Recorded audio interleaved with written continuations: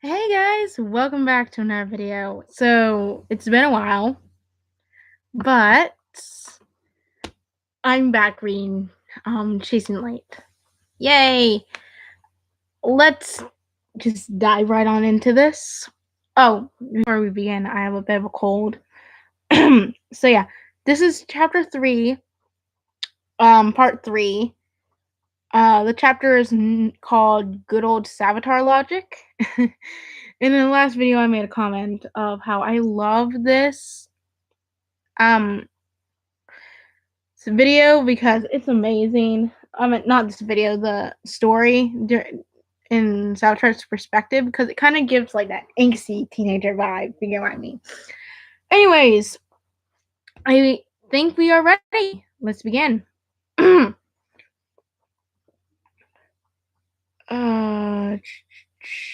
there we go. Cisco tapped a Revnik code onto the cuff using a minuscule number pad that hadn't been there yesterday. Its opening window widened with a noise akin to a sheathing, of a sword. Kalen stood back against the desk to watch as Ramon slid the cuff onto Salvatier's outstretched wrist. It tightened immediately, almost as if it was a part of his skin, gleaming bronze and cold to the touch. Instantly, Salvatore felt re-energized. The frequency he existed, vibrated at, was now communicated with a new one, the one belonging to the temporal zone. It was like someone was charging him up. His legs itched to run. Any new memories coming in? And Kaylin checked quietly. Is Iris finished eating? It was as if she was quizzing him for a spelling bee. Salvatore let his eyelids flutter shut. Casting back, his withered heart gave a little jolt as he realized there was nothing there. Unsure of how to respond to this news, he opened his eyes and shook his head. How does it feel? Cisco demanded. Salvatore turned his wrist, mouth open, and attention to focus on the device. Powerful? Yeah, well, don't forget it, Cisco said, reaching for a soda in a failed attempt to hide his pride in his work. We won't know if it actually works a success until your 24 hours are up. He popped the straw in his mouth, holding a hand out for Caitlin to high five. Done with his sip, he added, So don't take it off until tomorrow. If your arm and the rest of you're still, there tomorrow. Salvatore hesitated, just to sneer at Cisco, letting him know the comment was not appreciated, but felt a little too close to a banter for a confront, and he gave in to the need for speed. He tore out the cortex, feet pounding the ground as hard as he could carry him. Pardon me. Chasing Light, Chapter 4. Yeah, we're on Chapter 4, ladies and gents. There is no statement here. We won't give up on you, okay? That's not what we do. There's a way through this for all of us. He was dreaming of Iris serving coffee at her old job, wearing that jitter shirt that somehow looked better on her than it did on the other baristas, though they all wore the same one. Iris typing at her computer late night, keeping the world updated on the adventures of the Flash, wide awake at the thought of his latest success. Iris fanning away the smoke from a stove with a dish towel at the apartment as her attempt at Thanksgiving turkey foiled. Iris laughing, Iris flopping down on the couch, Iris paralyzed indecision at the frozen aisles in the grocery. Salvatore spent the remaining 24 hours before his deadline running through Central City, trying to beat in a way the nerves making his muscles throb. He was terrified of disappearing. He hated the weight. All that running had taken its toll. By the end of the day, he had collapsed in his room, cell, whatever, back at Star Labs. The Hammond cough was still cold and weary around his wrist, and he held one arm underneath his chest as he fell asleep, trying not to let the feel of it calm him. Trying to let the feel of it there calm him. He'd been so tired, he hadn't even changed clothes. First, he was certain he wouldn't be sleeping. It was pathetic. One minute he was the god of speed, so far from being Barry Allen, the fastest man alive, just didn't cover it anymore, brimming with power, and then the next, he was afraid of the dark, and the home of the team that had shunned him in the first place. Lying there, staring at the ceiling, he remembered Iris's words of comfort. There's always a way through this. There's a way through this. Of course, repeating your not fiance's last real spoken sentence to you in the middle of the night would lead to pretty dreams. Soon she'd be Iris West Allen, but she wouldn't be his. Unfair. Simply didn't do it justice. When he woke up, everything hurt. His scars always hurt in the morning, but today it seemed particularly agitated. His jacket was hot and he was considered shedding it. His suit had an inbuilt cooling system. He really missed that suit. His throat was sore. He was thirsty. Wait. Saphir sat bolt upright in bed. He was awake. It was morning. He was thirsty. He flashed upstairs, down the corridors, and straight into Cortex. He didn't know what made him his least favorite room in the building, in the place he chose to stop. Maybe he needed to make sure he wasn't still dreaming. Only a set of breathing individuals could have been so. Luckily, 3 individuals were waiting for him there. None of them were Iris West. Definitely not dreaming then. Barry, Cisco, and Caitlin met him in the Cortex. Cisco raised one half and one fist halfway into the air. Look who survived the night, guys!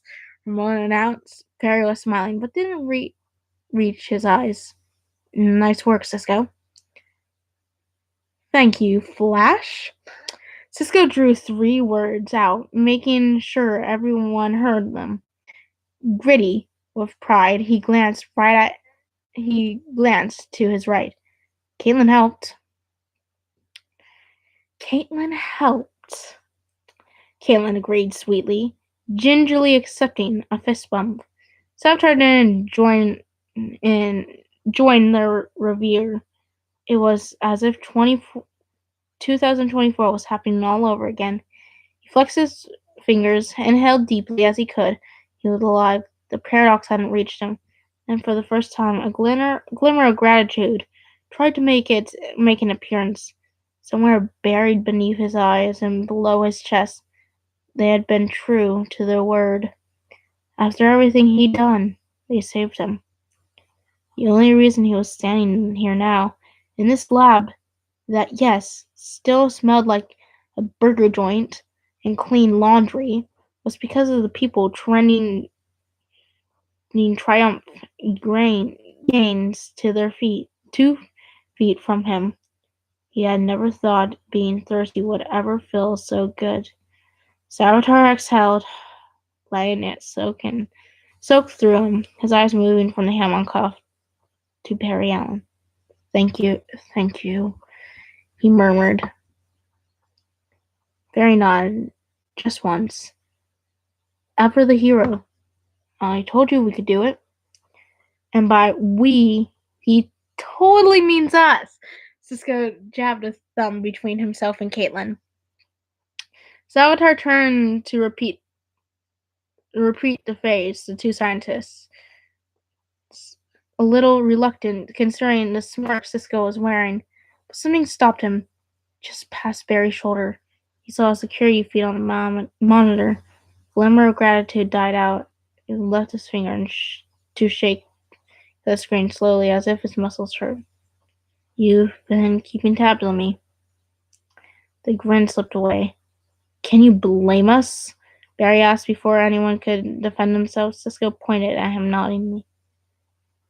Sauter nodded. Yes, he hissed. I can. His arm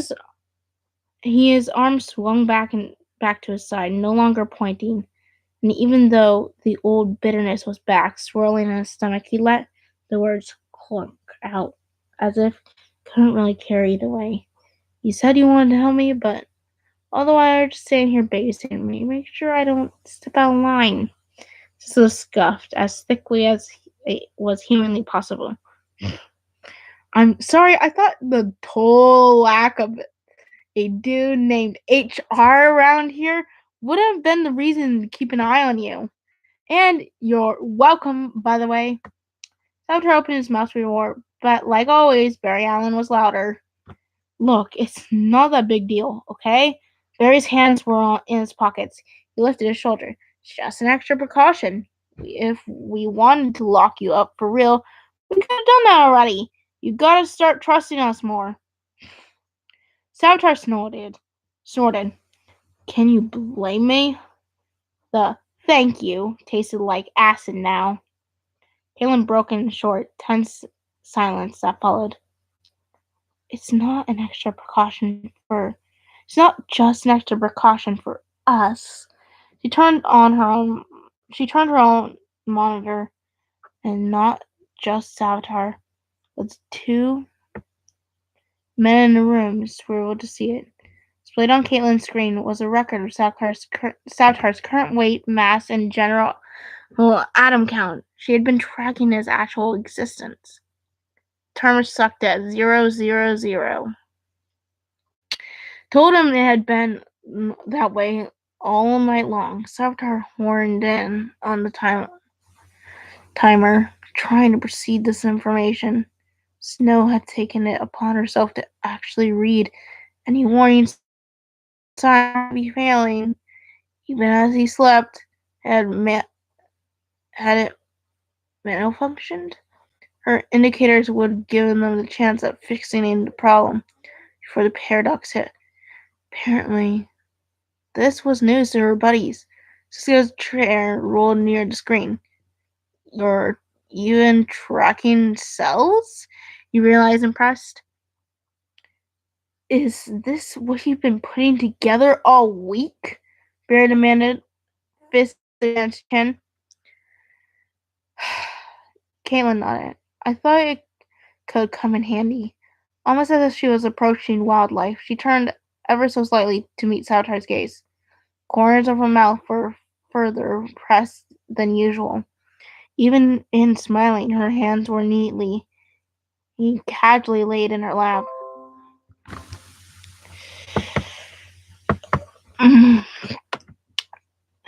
Caitlin was feeling pretty good about herself, and her steady posture told him she was waiting for a reaction.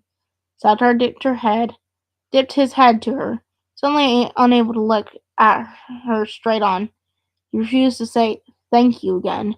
Fooled him once, but to his surprise, a rare feeling, she mimicked his duck. It was such a familiar gesture between the two of them. It was as if part of his heart hadn't been beating since 2024, and she'd given it a jump start. A thank you without audio. Across the room, something Barry and Caitlin did often, something Savitar recalled doing with her but had never actually done. For a moment he wondered if he imagined it. It felt so good. A jump start. You still had a heartbeat. Suddenly, faced with his new life, Savitar felt as if he were looking down a very dark tunnel with no guarantee that there wasn't a dead end. He posed the question to Barry for the second time. How's this gonna work? Raised his eyebrow, then came to Cisco, and then Caitlin. Should I get a job somewhere, carry on my own weight? I wouldn't be exactly making sense over at CCPD. Think of what the chief, chief would do if there were two Allens to screw up. Barry did not look amused, so Savitar dropped the examples and asked to point. What am I supposed to do now? Barry waited for a moment before responding. Iris and I were talking about it last night, he said, which didn't make his doppelganger feel at all reassured. It's just as if Mom and Dad had been discussing what on earth they were going to do with Junior. Turned to Cisco. You need to find out if there's an Earth missing its own Barry Allen. Caitlin's earless memory of a really scientific idea was kind of the portable copy machine.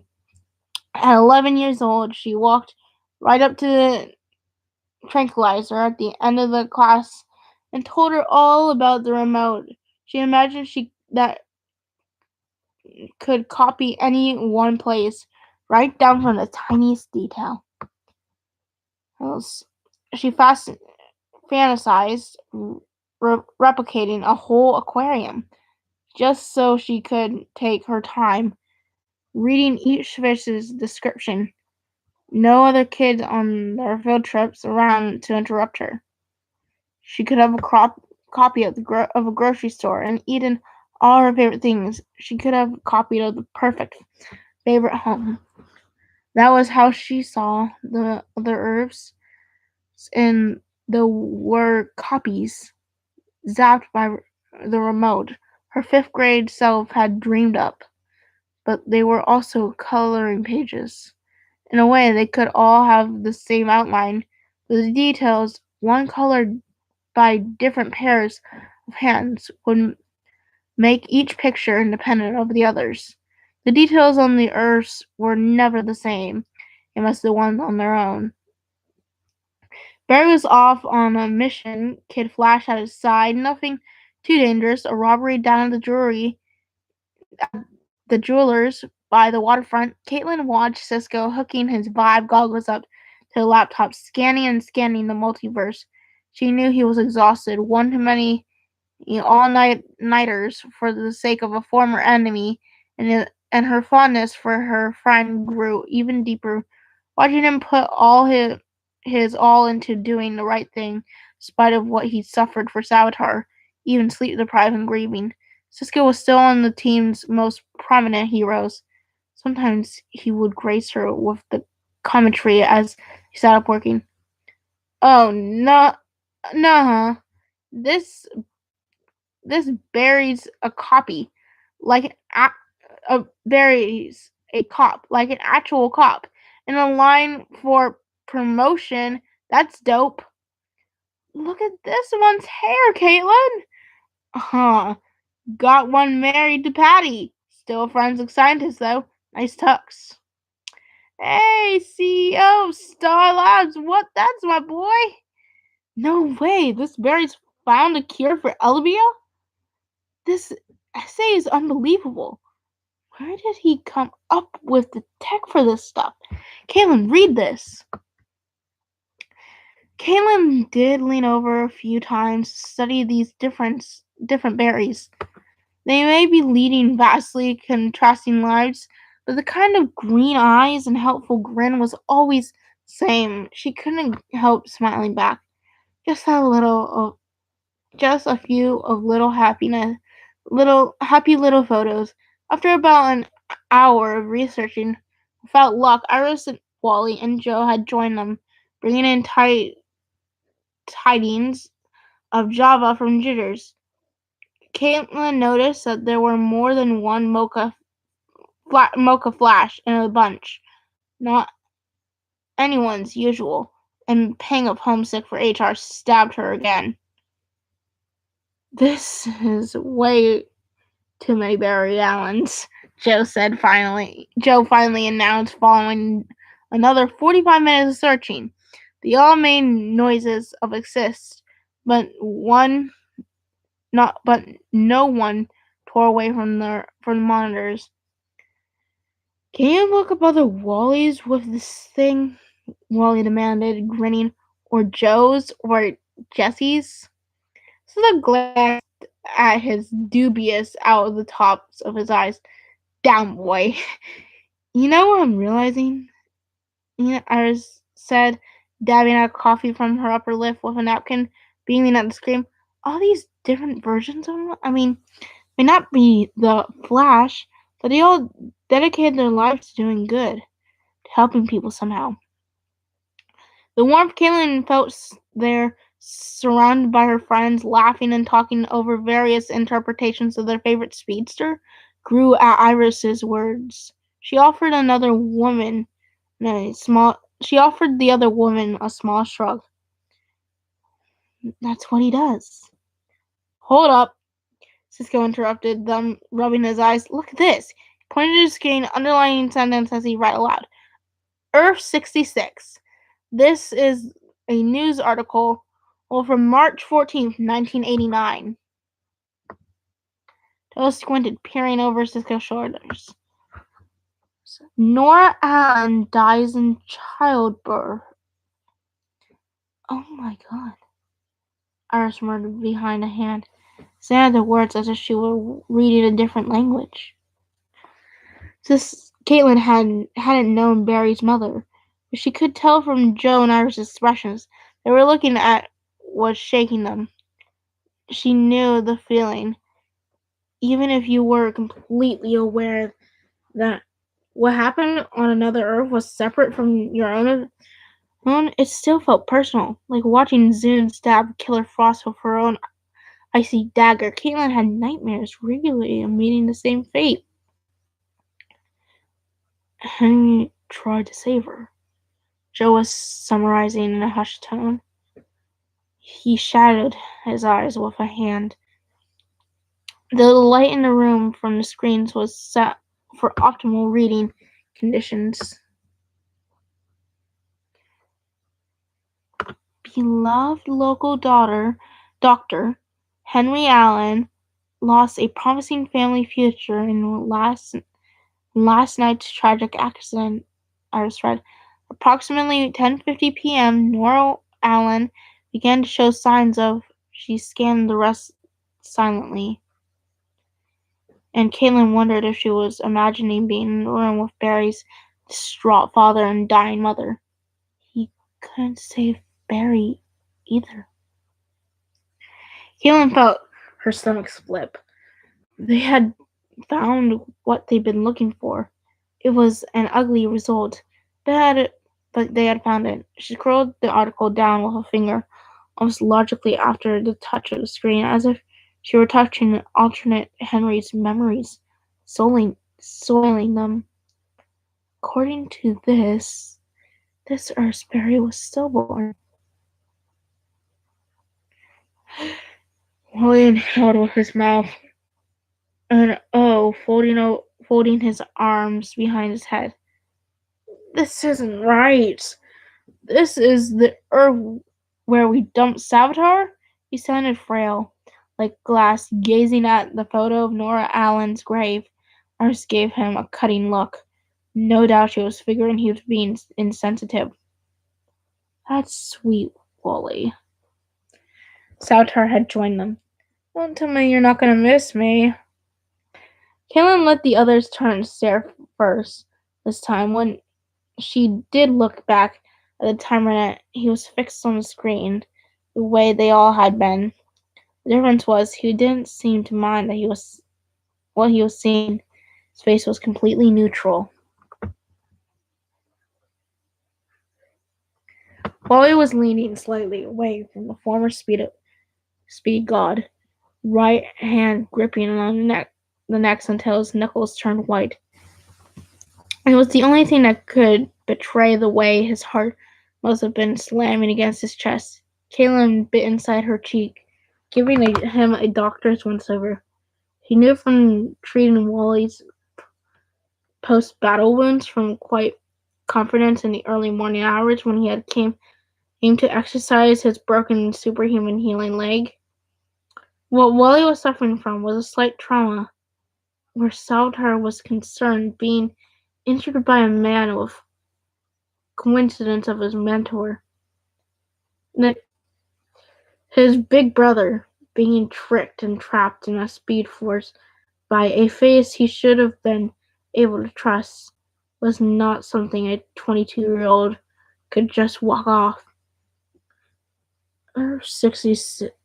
Earth 66. Hot pocket. Cisco greeted Saltar passively. Home sweet home. In the pipeline that evening, as Caitlin made her rounds through the metahuman prison, serving each of their preferred suppers.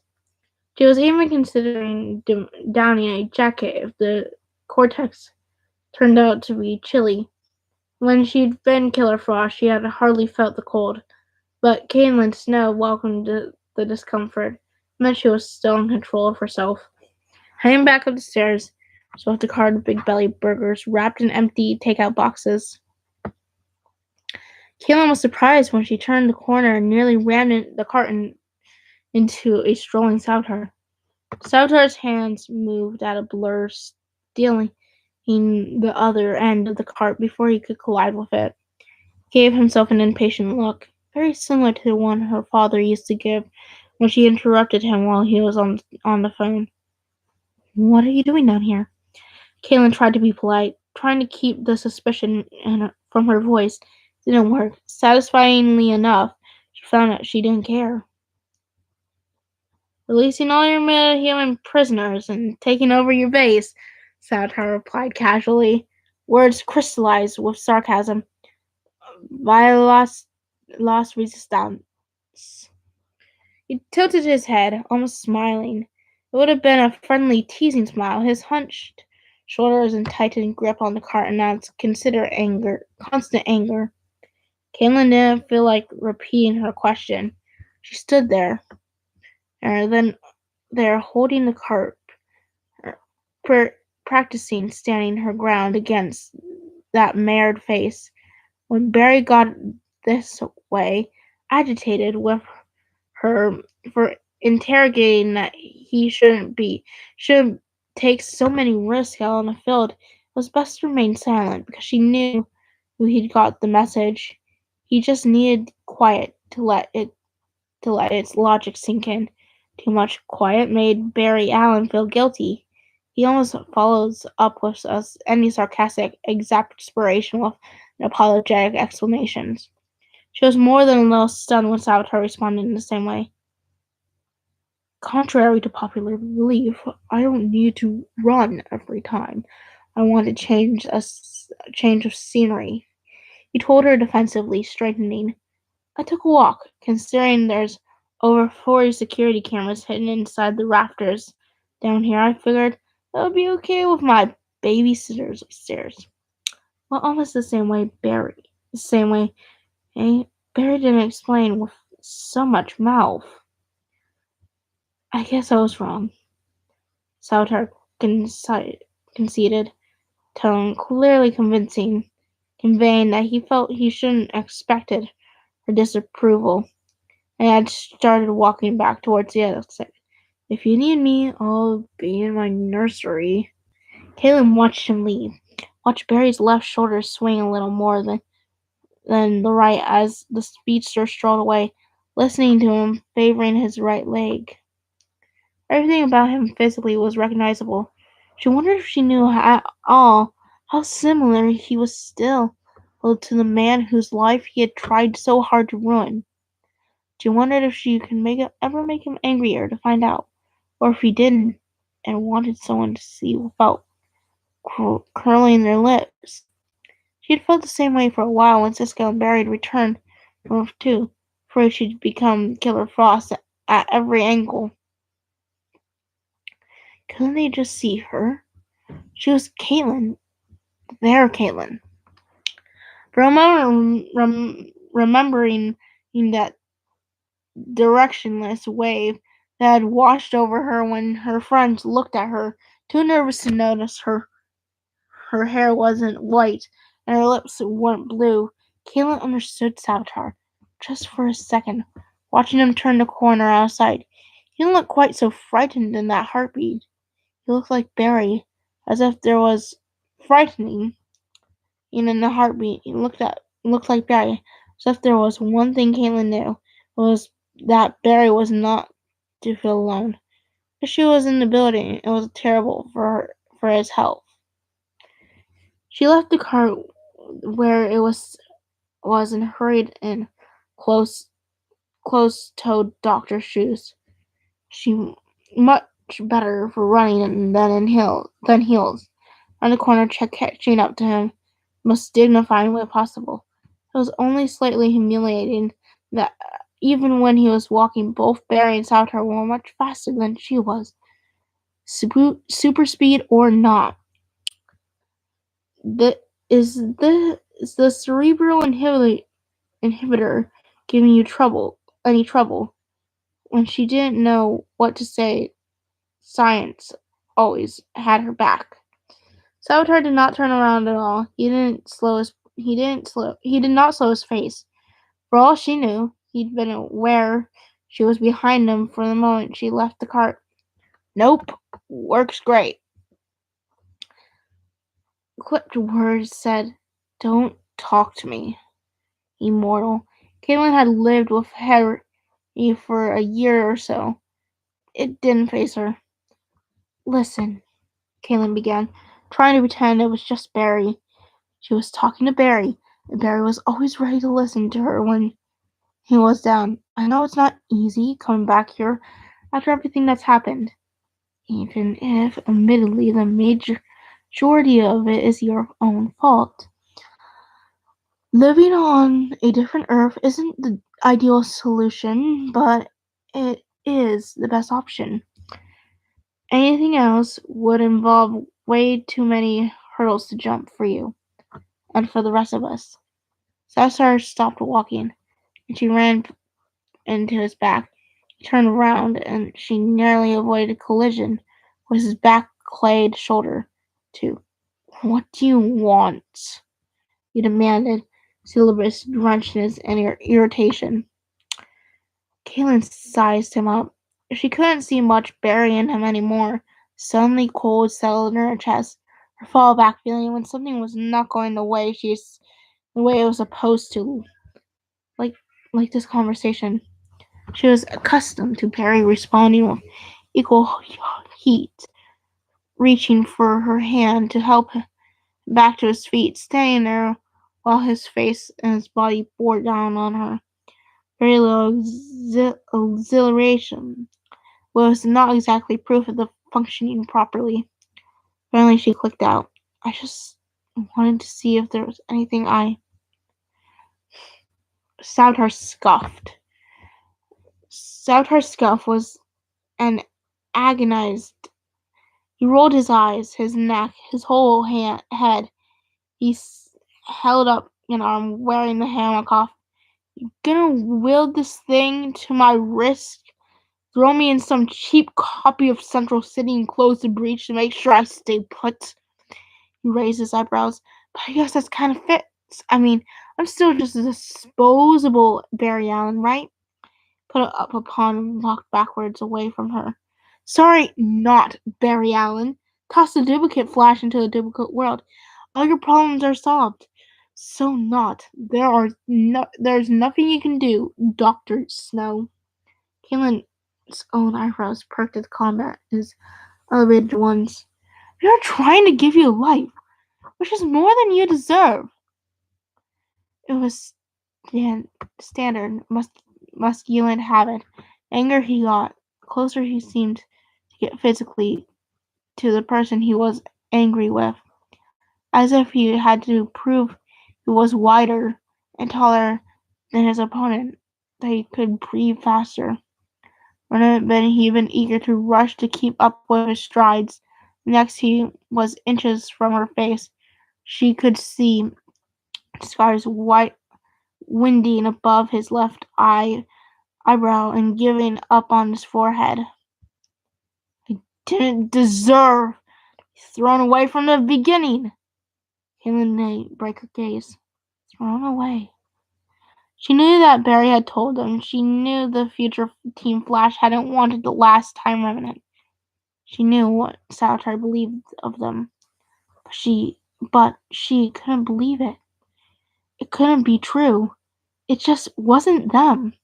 Wasn't the present team providing they that they were willing to help him, and this Team Flash was dealing with a remnant that had killed their friends and tried to destroy all of them?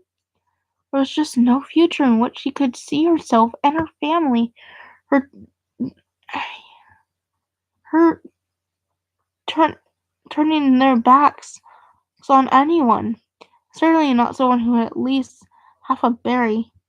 We saved your life, Caitlin reminded him icily, and he leaned against leaned his head back, exasperated. She went on, determined to make him see that they were no longer against him. We could have stopped there, but we instead we're working together for you, figuring out how to give you the best chance possible. She let the ice drop out of her voice, trying to find even a spark of her best friend in that singular green iris. Don't you want that chance? Saldar slid his hands into his pockets of his jeans, silent. He seemed to be lost in thought, eyes on her but not focusing, like he was searching for something, weighing everything. Then she saw it. The way his mouth twitched, he pulled his hand free to run it through his hair. It was Barry again, giving in. It made her shoulder relax. Suddenly, he held the tension, and her body was gone.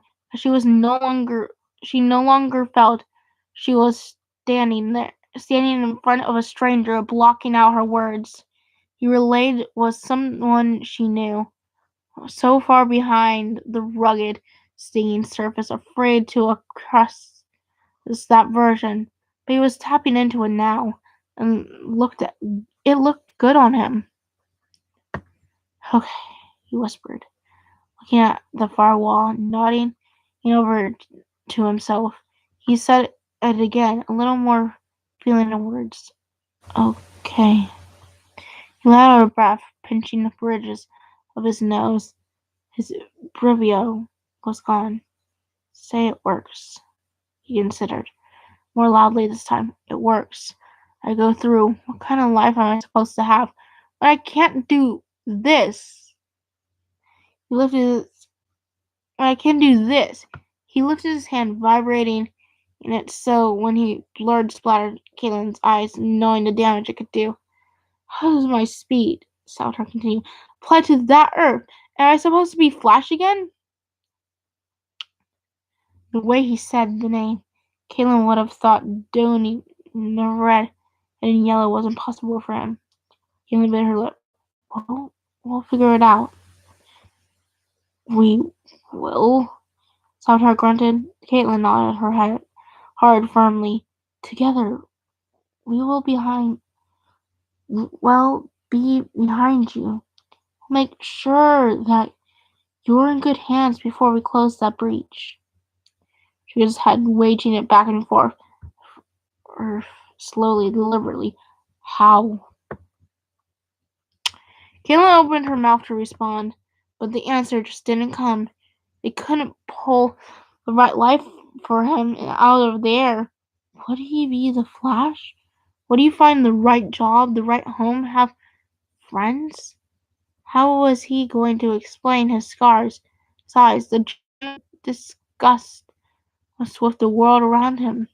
Worst of all, he'd do the right thing? Leave alone to his devices would become just another Zoom, terrorizing another Earth. He might not return to his heroism, might just fall back into being villain of the story. Barry Allen could be both. His proof of it. Without people that loved him, this is what he'd become. Savitar didn't have the luxury of growing up on Earth 66. He'd been dropped into it. Physically 27 without knowing a soul that could steer him in the right direction. They didn't even have an assurance they would gravitate towards the light. Once they didn't all live in the same place? Suddenly she remembered something she said to Barry, her Barry, when he had lost his father. When this happened to me, you were the one who kept me in check. Kept me in check.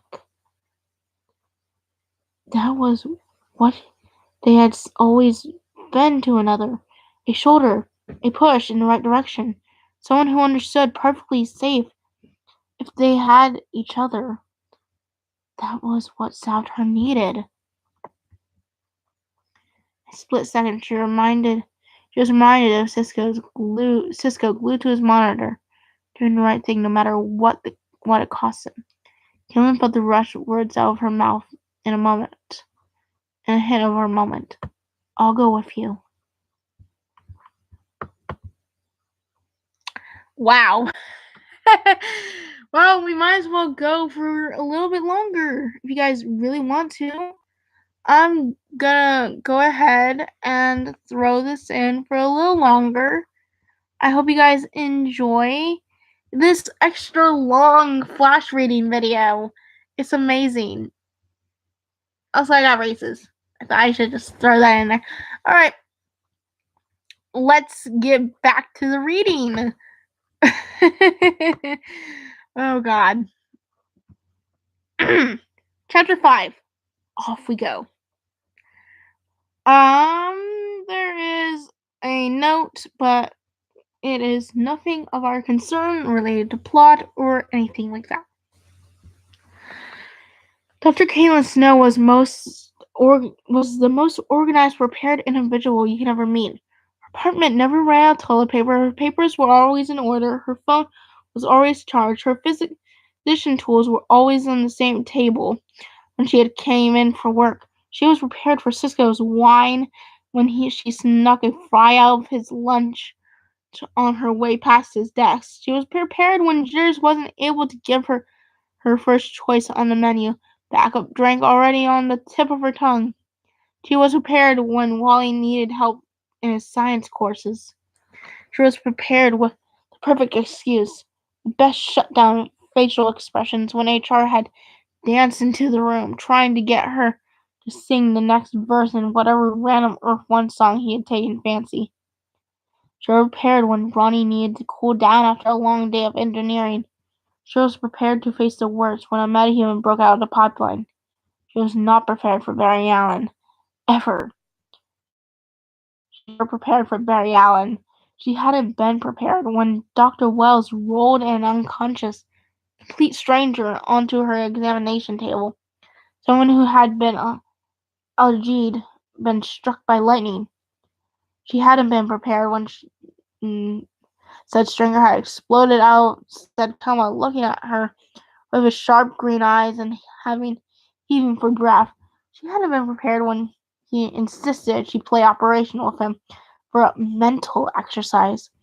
Undoubtedly unprepared when he lost all purpose on an actual laugh came bubbling out of his expression.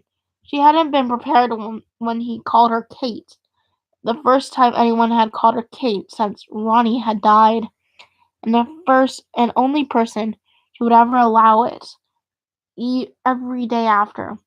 She hadn't been prepared when he offered to join her in the pipeline. She hadn't been prepared when he taken on Captain Cold and Heatwave to buy her time. When he sang at that karaoke bar with her. When he challenged Grodd to save her life. When he'd taken her out of Killer Frost's head, proving he knew exactly who she was. When he smiled at her and stood beside her and hugged her and showed her that yes, superheroes still existed. Even after Ronnie, even after Jay, there was happiness and hope and love and he was her hero. Her own personal safe place.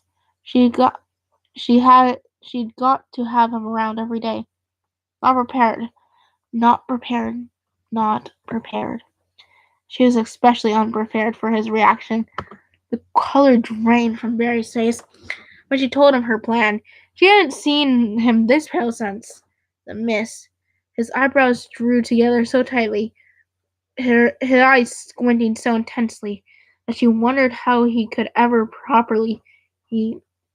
see properly that way. His mouth opened and formed the words that couldn't come out. He was shifting his weight very quickly from from leg to leg, as he stood in front of her. It was strange, as if he were tap, ta- trapped underground, and someone had just taken his light source. He was trying not to panic at the thought of taking another step without it.